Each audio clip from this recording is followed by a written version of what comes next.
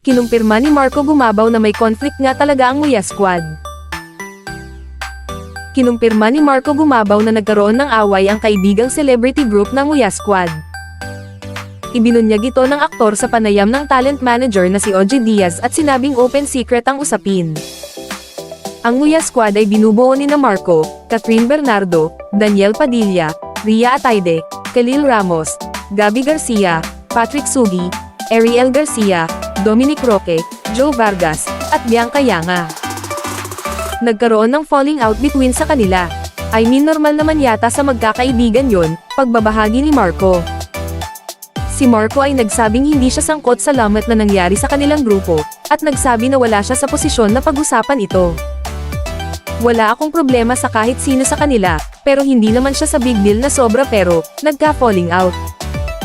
Ako for me, wala ako sa gulo na yun, sabi pa niya. Bagamat karaniwan talaga ang hindi pagkakaunawaan sa mga grupo ng kaibigan.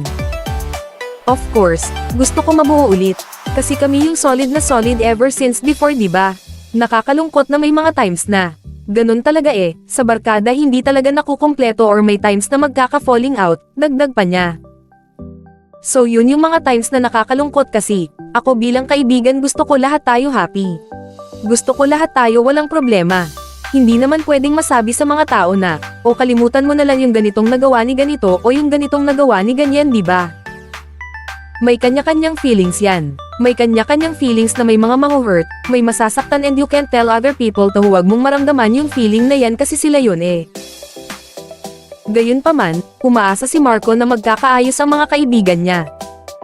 Sana magkaayos kasi hindi naman siya sikreto, diba? Kumbaga it's an open secret na ganun. But yeah for me, sana magkaayos lahat, sabi niya. Matatanda ang nag-spark ang celebrity barkada ng friendship breakup, matapos ang pagkawala ni na Catherine at Daniel sa kasal ni na Ariel at Patrick. Nauna nang nilinaw ni Patrick na nasa labas ng taping ang dalawa para sa isang serye kaya hindi sila nakadalaw sa kanyang kasal. Nawawala na naman sina Catherine at Daniel sa kasal ni na Joe at Bianca, ngunit ang isang larawan ng aktor kasama ang mga bagong kasal na kaibigan na sina Patrick at Joe, ay natigil sa mga haka-haka na hindi sila magkasundo.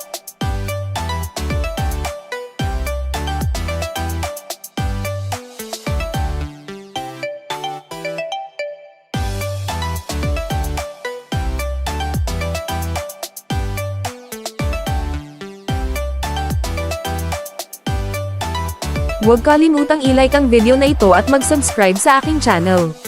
Salamat sa panonood!